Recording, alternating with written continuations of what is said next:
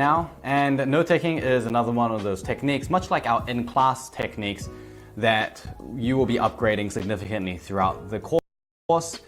But what we're teaching right now, again, are just the fundamentals. We will work on them. Just experiment a little bit, get a little bit comfortable with them, start experimenting and get a bit of experience under your belt about using these different types of techniques. And that's going to allow your transition through the other techniques much smoother. There may be a lot of things that you already know and are already applying right now, and that's great. Props to you.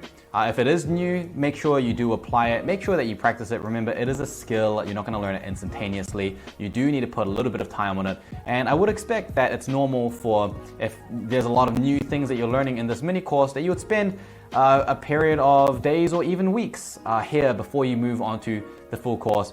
Don't rush. If you're feeling that there is a benefit, if you feel like there's more practice needed to develop the skill, spend some time to develop that skill. It's going to be worth it in the long run. Anyway, after all, you're here to improve the way that you're studying. If what it takes is a bit more time to improve your studying, then you're winning.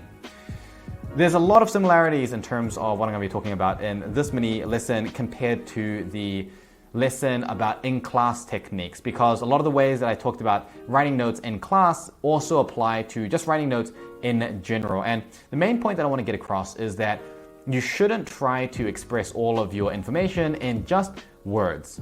And when I say just words, I'm really talking about bullet points and lists and paragraphs and writing as if you're kind of typing. And the reason this is not good is because, well, there's actually a lot of reasons. First of all, it doesn't force you to use or manipulate the knowledge in any way outside of the original way that you may have learned it. We're really used to reading things from books, textbooks, course guides, whatever it is. And when we write it in exactly the same way, it doesn't activate another part of our brain, and it doesn't involve other types of learning processes that can actually allow us to hold on to the information for longer and therefore adjust the slope of that forgetting curve so that we can not have to revise so often, or when we do revise, we're just forgetting less. So we want to be using different aspects of the brain, and I'm going to reiterate what I talked about in the in-class techniques section. So if you haven't watched that yet, I would actually recommend pause, stop this video, go and watch that first, and then come back to this, because I'm not going to be explaining it in duplicate. And the point that I'm making here is the idea of using spatial arrangement and arrows where you can. So you may have certain notes that you've made in class. You may have even made a few little notes in the pre-study just as a basic framework that you're adding to in class or something like that. Whatever it is, take those notes, look at it and think, is there a way that I can express this that's not using just words and lists and bullet points and things? Can I express it with some kind of imagery? Or can I express this with some kind of arrow or symbol or something like that? Start getting a little bit more visual in the way that you're learning. And this is something that I will be talking about again very soon actually in the course, and I'll continue to be building on this, but I want you to just start experimenting a little bit. And it's actually very easy. All you need to do is look for areas where there are big chunks of text.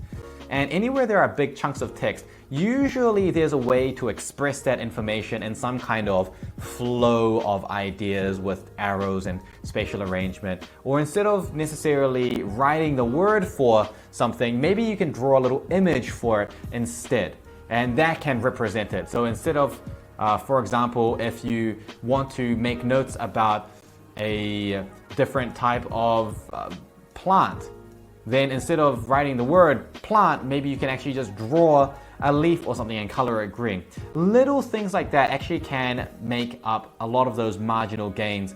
And it not only makes it cleaner and easier to see, but again, it's activating different parts of your brain, which increases your ability to retain and process that information. And it's also a fundamental skill that we're going to be building on later on.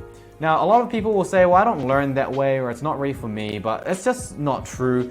The human brain, again, is capable of learning in basically every way that we want it to. It's just a matter of whether we're used to it and whether we have kind of trained ourselves to do that. And it's, again, worth training yourself to, and not even hard when you start with these little baby steps.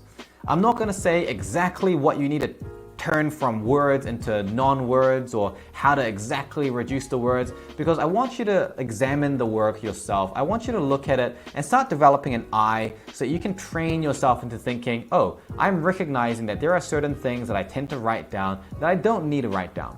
And we can change those things and express them a different way. So start small, start with whatever you're comfortable with turning into something that's not just paragraphs or words or lists.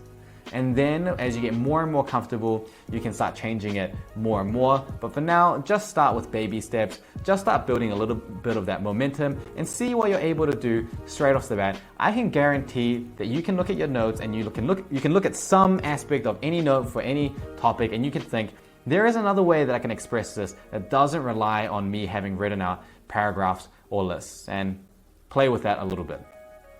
As a little bit of a rule of thumb, generally, things that are conceptual, you can actually represent that more easily with arrows and spatial arrangement, and maybe even diagrams or images or little doodles even that just kind of make you think about a certain thing. Whereas pure facts, they generally do rely more on having words because it's a bit more specific information. So concepts which tend to be a little bit bigger picture can be expressed without words more often, whereas details and facts, often you will need words, at least until you start learning some of the more advanced memorization techniques that don't rely on that anymore.